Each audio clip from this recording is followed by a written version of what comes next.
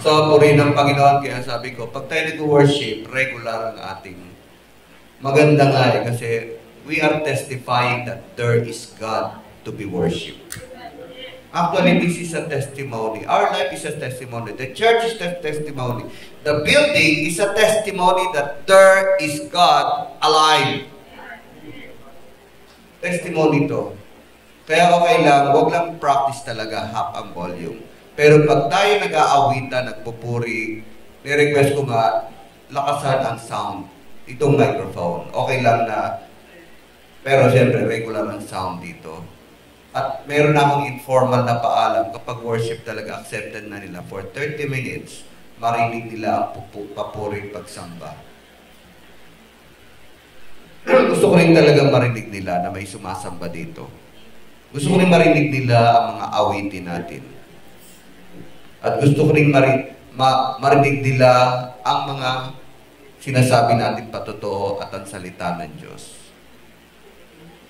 So, purihin ng Panginoon at tinaas talaga ng Diyos ang ating iglesia na nahimik sila. Purihin ng Panginoon.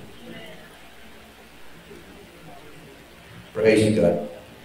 So, sa ayon yun sa gusto, talagang harap tayo sa pinagmula natin. Haharap tayo sa pinagmula natin, pinanggalingan natin. At wala nang iba kundi ang Diyos. Pinagmula natin talaga ay ang Panginoon. Hindi bakterya. Hindi lang kayo babalik sa lupa. Pero yung kaluluwa, ang yung buhay ay babalik sa Diyos. Ngayon, yung Genesis na tinatalakay natin, ang ibig sabihin niyan, simula talaga. Genesis. Simula. Panimula. Saan nagsimula? Kaya, basahin niyo yung Genesis, nandun ang simula ng tao, simula ng creation, simula ng kasalanan, at simula rin ng kaligtasan. Nandun na, nabanggit na yung kaligtasan natin. Hinanda na rin ng Diyos. Kasi from the beginning, alam niyo ba, motibo talaga ng Diyos? Hindi naman para sa Kanya eh. Para sa atin. Kung mababasa niyo lagi, kapag may nilalalag siya, it is good. Laging, ito'y mabuti. Yung word na mabuti, hindi para sa Kanya kasi mabuti na siya. Hindi niya na kailangan talagang lumalang ng lahat ng bagay. Kasi, God is already glorious. Kaya every time masabi nyo, mababasa nyo, ito'y mabuti. Alam nyo, naisip niyang mabuti. Yun ay mabuti para sa atin. Mabuti para sa aking lilikhain. Mabuti para sa... Hindi niya kailangan ang daigdig. Hindi niya kailangan ang lahat ng to. He is self-sufficient. Pero bakit niya nasabing mabuti? Mabuti. Hindi niya kailangan ang laruan. Hindi niya kailangan ang pasyalan. Ang kailangan, sinasabi niyang word na mabuti, ito'y mabuti. Alam niyo ba para sa inyo yun, para sa atin? Ito'y mabuti. It's good. It's good. Kaya ang intention ng Diyos sa simula't simula pa para sa inyong kabutihan. Ang kabutihang nasa isip ng Diyos sa bawat creation niya sa simula ay para sa inyo na. Kaya bago niya likhain ang tao, nilikha niya muna ang pangailangan natin. Nilikha niya ang araw.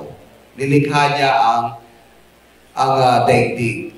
Ang kailangan sa daigdig. Nilikha niya ang mga halaman. Nilikha niya ang tubig. Nilikha niya ang mga hayop sa paligid na magiging mabuti para sa atin.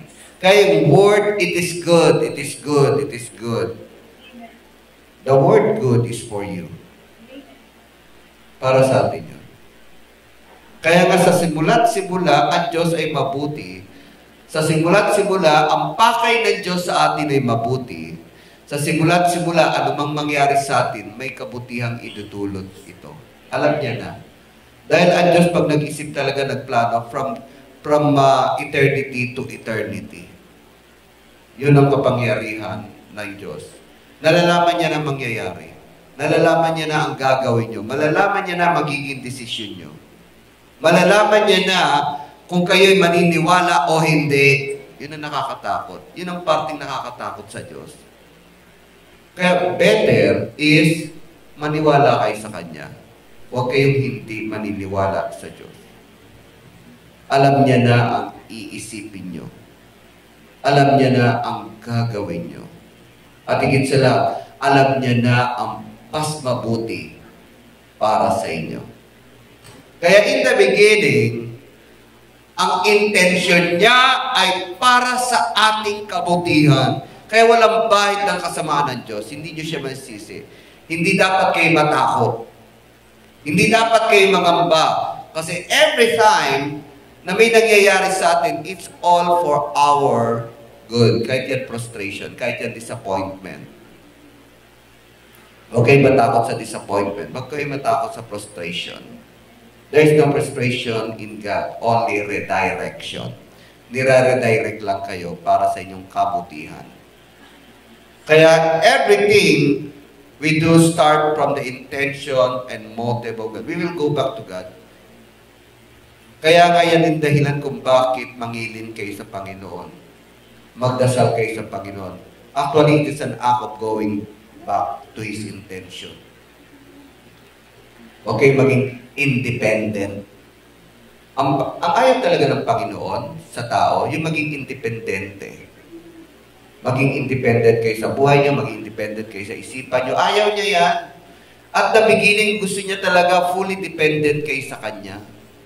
Kaya nga ayaw niyang ipakain ang prutas ng kaalaman ng mabuti at masama. Because of that, matututo kayo maging independente sa Kanya. Yan ang dahilan.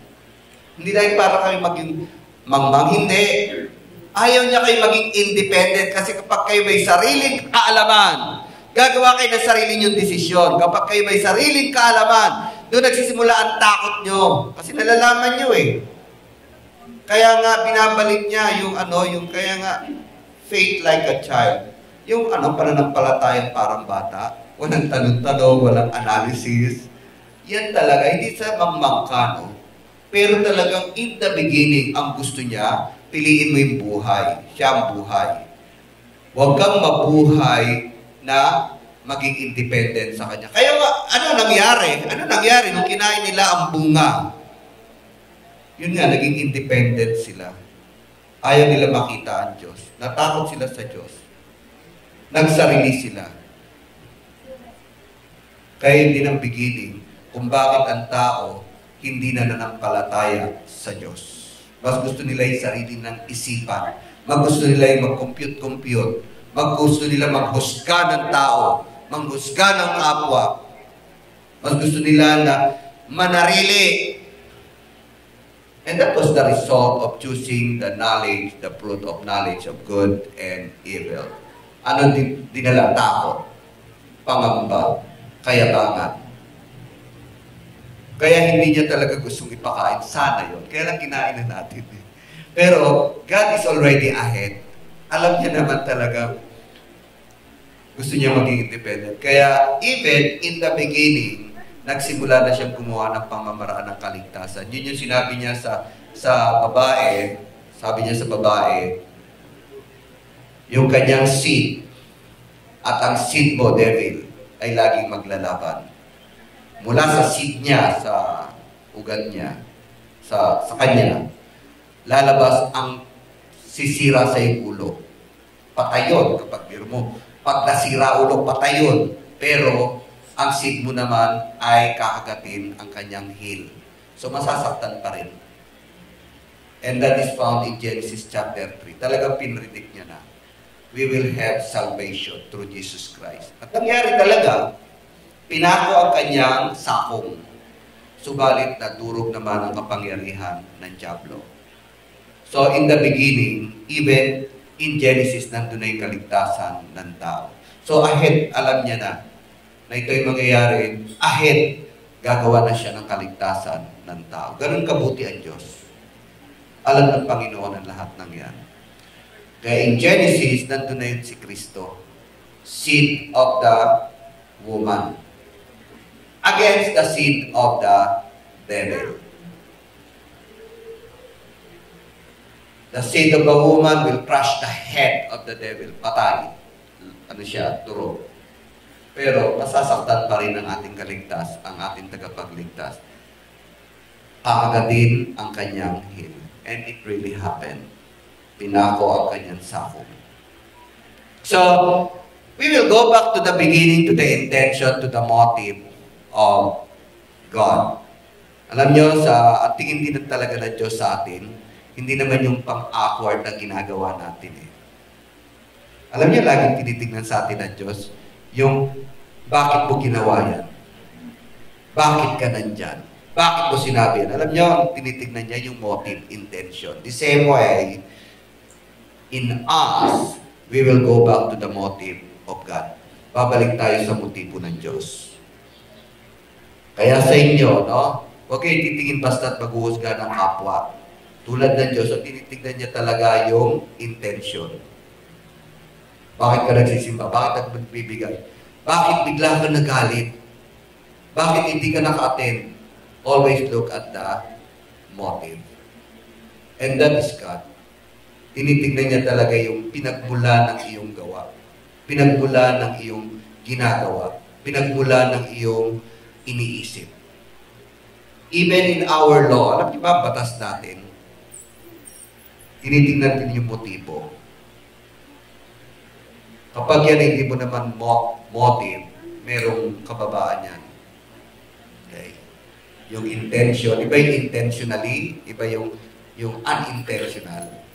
Kaya sa lahat ng bagay, maging ang Diyos, ang tinitingnan ang intention. Kaya kayo din po, let's go back to the intention of God.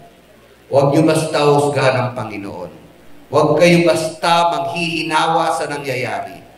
Huwag kayo basta manghihina sa inyong pananampalataya. You will always go back to the intention of God.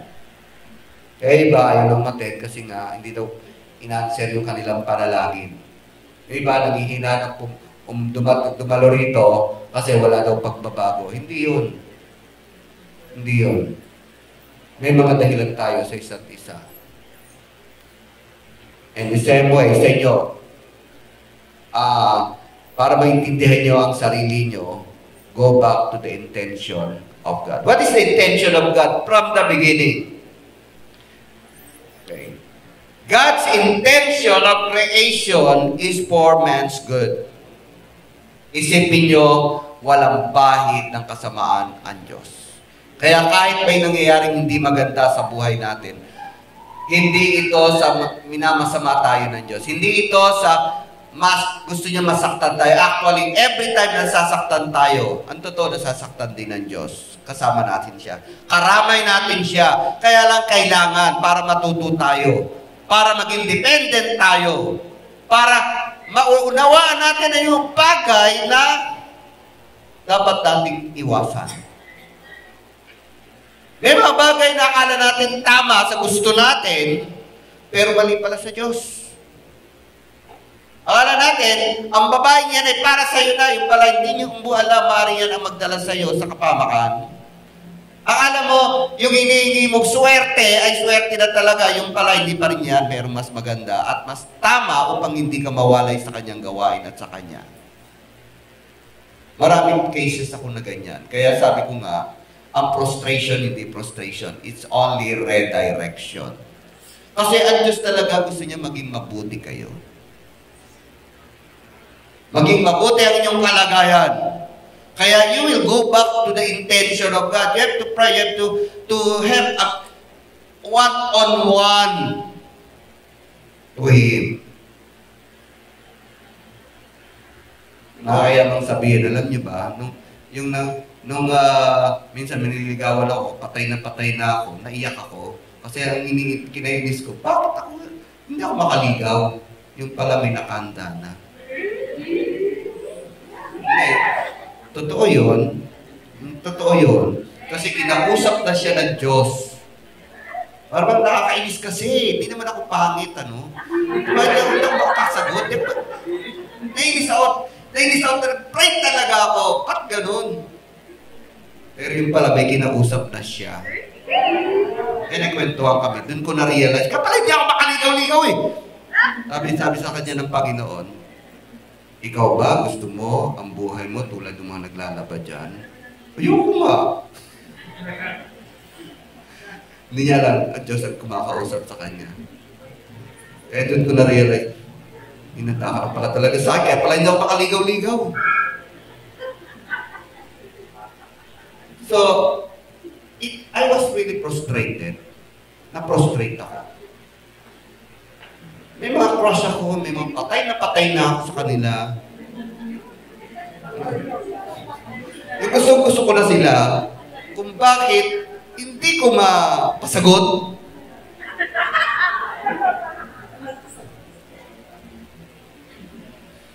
Kasi binakanda na pala. Mas mabuti. Di ba? Ganun din sa trabaho. No? Gusto ko mag-abroad, pero hindi ako pinag-abroad. Kung bakit ba naman sa isip-isip, bakit naman kasi? Darating yung aming mag-i-interview sa amin, November. Bakit nagkaroon ng September 11? Sana pinapunta niyo muna ako. Kahit na lang January sana. Kaya next year na lang sana. I was frustrated. Frustrated ako. And lastly, frustration ko talaga. Yung college solo. Ang sakit. Diba? Puro frustrated. Pero hindi ako nanghina. Hindi ko ikinahihiya. Kasi, I believe God is good.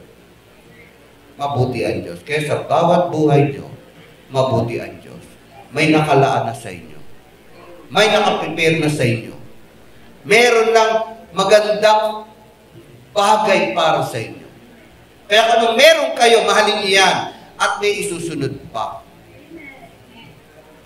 Mahal kayo ng Panginoon. Mabuti ang Diyos. Tandaan niyo, mabuti ang Diyos. Kasi in the creation, ilang beses niya sinabi, it is good, it is good, it is good. Akala niyo ba sa Kanya yon? Na, ang galing ko. Wow, ang husay ko. Hindi. Hindi niya na kailangan purihin ang sarili niya. Hindi niya kailangan, wow, it is good, akin to. No. The word good is for you.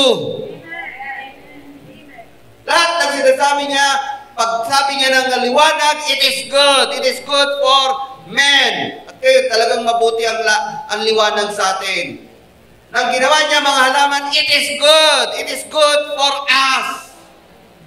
All the word good sa 6 na araw na yan. Ang iniisip niya, hindi para sa kanyang sarili. Ang iniisip niya, kayo.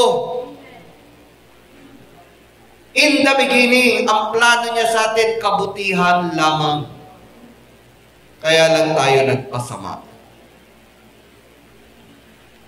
Because of our choice. Yun lang hindi niya talaga magagalaw. Alam niyo ba, ang tanging inyo lang ay ang inyong pagpili. Yung choice nyo. Choice to believe or not to believe. Choice na magsimba o hindi magsimba. Choice na tumulog sa church o hindi tumulog. Yan ang inyo. At yan din siya pipigit kung karapat-dapat kayo o hindi. Yan lamang ang inyo. Pero the rest hindi na. So God's intention of creation is for man's good. Kaya every time nababasahin yung the last word na sasabihin niya kapag na-create niya, it is good. It's not for him. It's for you. Para sa inyo. Para sa inyong kabutihan. God's intention is to have relationship with man. With them. Ang mahalaga talaga na ginawa niya sa atin yung relationship.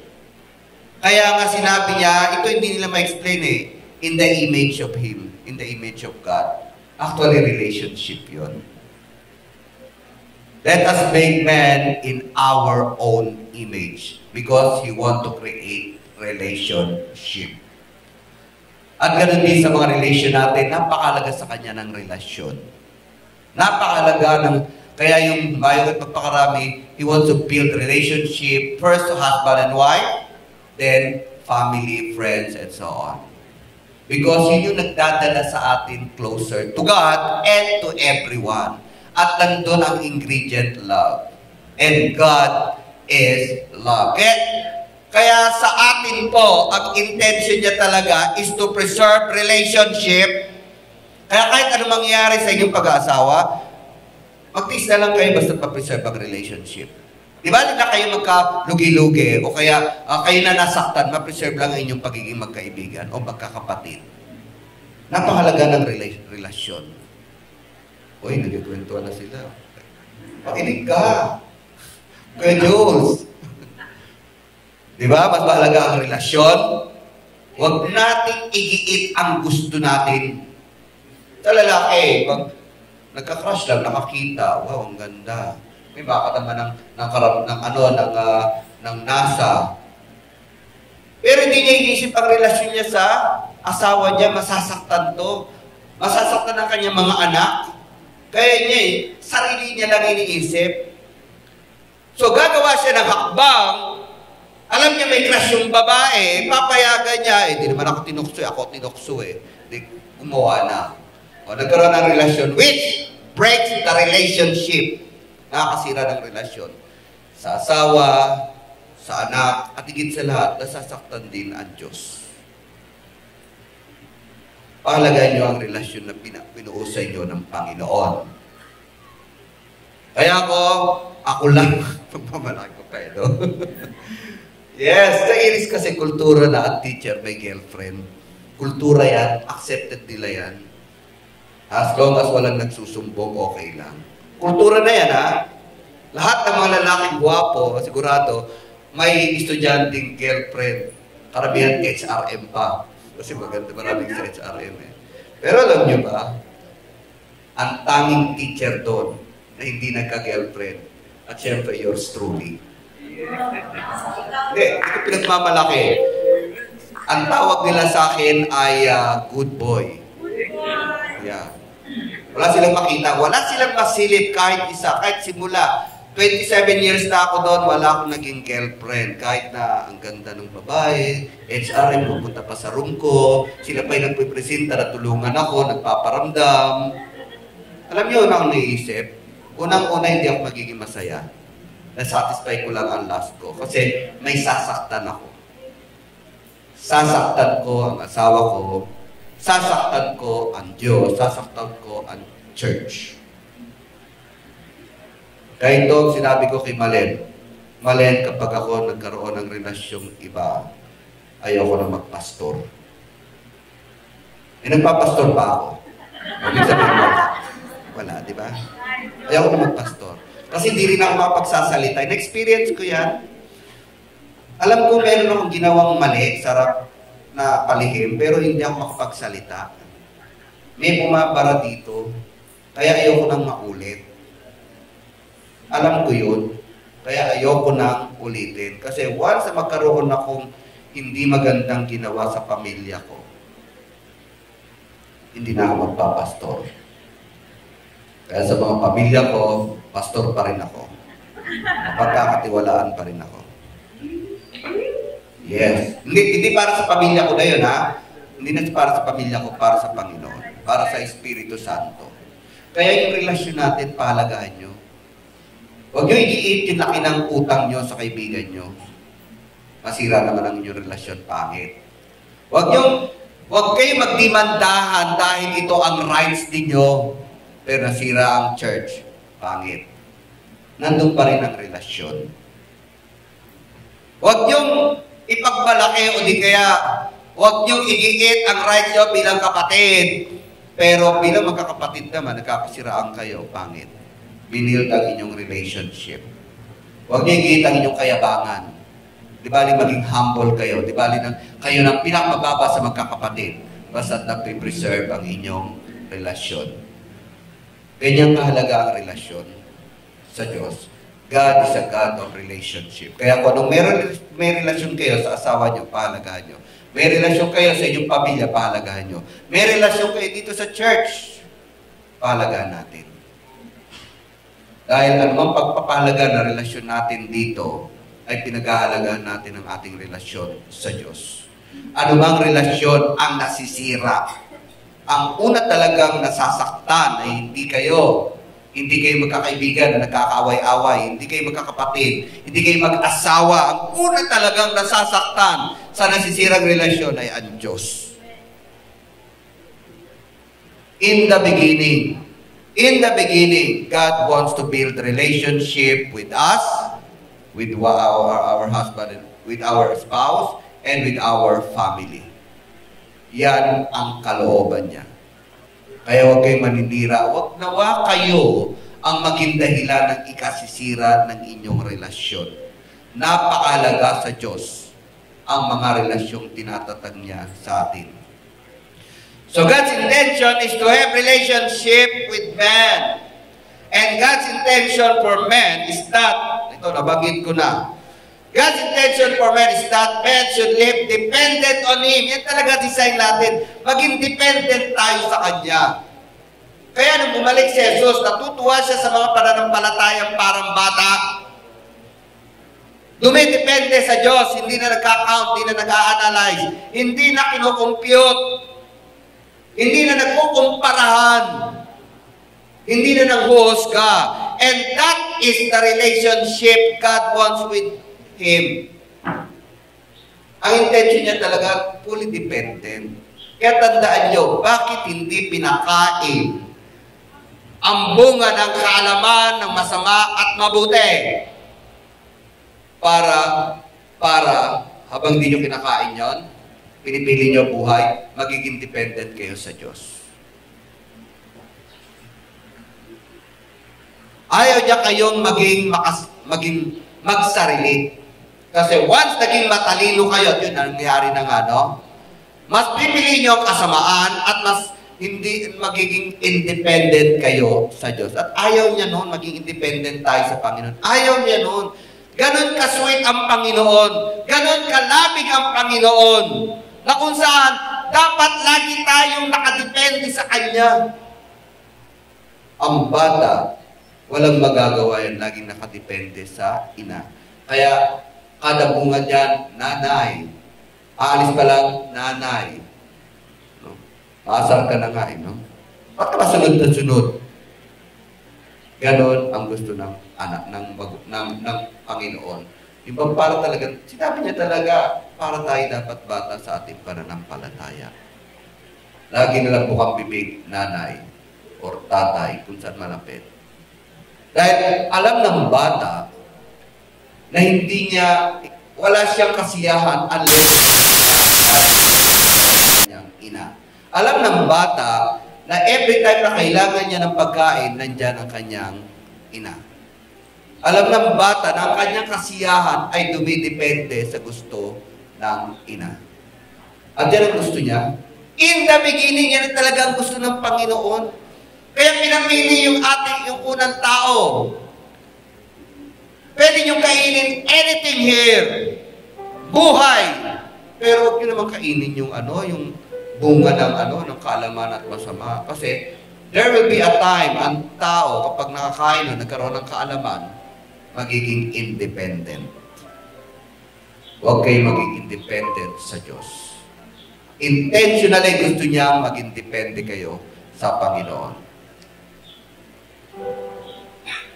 And lastly, God's intention is to, ito talaga intention niya. Later on, makikita natin. No? Later on ng Genesis. God's intention is to show Himself fully through an image of a man. Aside from relationship, yung image, kasi there will be a times ang Diyos ay magkakatawang tao. Yun na yun. Because pinredict niya na in the beginning talagang ililigtas niya ang tao. Alam niya na ito in the beginning magkakasala. Alam niya na ang tao ay magiging independent. Alam niya ang tao mas pipiliin ng kasamaan. Kaya in the beginning din, intentionally, nag-provide na siya ng kaligtasan. Basahin nga natin yung Genesis 3:15. Ito na yung kaligtasan. Dito na yung magiging gagawin ni Jesus. And a man like us, yung talagang tayong image, the God, the Creator, will become like us. Magiging tulad natin siya. Isa rin ang dahilan kung bakit let us make man in our own image. Kasi God Himself will be like man, like us. Ito. And I will put enmity between you and the woman, and between your offspring and hers. He will crush your head, and you will strike his heel. Kinakausap niya yung Diablo, yung gumawa ng kapahamakan natin. Now, there are two seeds. Seeds of the devil and seeds of a woman. Yun yung lahi natin. At sinabi niya, alam mo ba, magkakaroon ng seed ang woman at magkakaroon ng seed ang ikaw, magkakaroon ka rin ng mga alagad.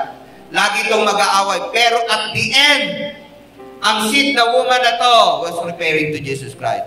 Dudurugin ang iyong ulo, kaligtasan natin. Pero sasaktan mo rin ang tagapagligtas. You will strike his head. And it really happened on the cross. Nasaktan si Jesus. Napako ang kanyang mga kamay at ang kanyang heel at naganap. Pero nadurog naman ang kapangyarihan ng Diablo. So the intention of God is to save us, to have salvation, to have a Savior, and to show Himself in a form of a human being, in a person of Jesus Christ. Si Jesus ay talagang tao na tulad natin. Subalit dumanas ang paghihirap para iligtas lang tayo. And it is our privilege in the beginning. Mas binigyan tayo ng pribileyo kaysa sa kanyang mga anghel. Ang anghel walang kaligtasan, pero ang tao may kaligtasan. And Hebrew, alam nyo ba, pinantay na ng Diyos ang sarili niya sa tao. Basahin nga natin sa Hebrew 2:11 to 12. Ito na rin ang nakikita niya. God will elevate us equally with us. Sabi niya rito, sa Hebrew chapter 2, verse 11 to 12. In the beginning talaga intention niya, itaas niya tayo. Okay, 11. But the one who makes men holy and those who are made holy are the same family. So Jesus na to, is not ashamed to call them brothers. Tinawag niya tayo mga kapatid. Hindi na siya Panginoon. Hindi na tayo servant, sabi niya. Tayo ay kapatid na. Hindi niya kinahiya sa harap ng ating Panginoon Diyos Ama na tayo ay niya mga kapatid. Meaning, in-elevate niya tayo. And sige, 12. He says, I will declare your name to my brothers. He was referring to you, church members. In the presence of the congregation, I will sing your praise. Because in the beginning, God has intention to elevate our status as human. The same as Jesus Christ. Kaya si Jesus, lumakyat sa langit, the same siya ni Jesus nung siya'y nasa lupa, pero in a glorified body. At lahat ng susunod kay Jesus, kung ano meron si Jesus, ay magkakaroon din kayo. Glorified body, changed body. At dito dinideclare niya, you are not anymore creation. You are not anymore servant, but you are my brothers. We have the same status with Jesus Christ. Kung sino siya, magiging ganun din kayo sa kalwalhatian niya, sa katawan, at sa walang hanggan. Kaya yan ang kabutihan ng Diyos. Go back to the intention of God. Let us all stand up. Kaya huwag kayong padadala sa sitwasyon nyo ngayon. God is good. Huwag kayong padadala sa sitwasyon nyo ngayon. Go back to the intention of God in the beginning. Huwag kayong padadala sa sitwasyon nyo ngayon. Tumawag kayo sa kalooban ng Diyos. Purihin ang Panginoon. Your status now is for your glory. God wants you to be His image and have a strong and everlasting relationship with Him. Alam niya na ang para sa inyo. Alam niya na ang ikabubuti niyo. Alam niya na ang ikasasisiyan niyo. At alam niya kung paano niya kayo gagamitin sa kanyang kalwalhatian. Panginoon, salamat, O Diyos. Lord, help us to look beyond this situation. Gusto namin bumalik sa inyo. Gusto namin ibalik ang inyong gusto sa buhay namin. Gusto namin bumalik, Lord God, sa inyong kalooban. At Panginoon, sa bawat isa narito, Panginoon, hipuin yung kanilang mga puso, buksan ang kanilang mga isipan. Manahan kayo sa kanila. Ang inyong presensya ay envelope sila, Panginoon. Lukuban niyo sila ng inyong presensya at patnubayan gabayan. Bigyan niyo sila ng inspirasyon. Bigyan sila ng kapangyarihan, Panginoon. Ilayo sila sa kasamaan, sa tukso ng kaaway at sa kasinungalingan nito. Lumakad sila, Lord God, kasama kayo. Taas po natin ating mga kamay.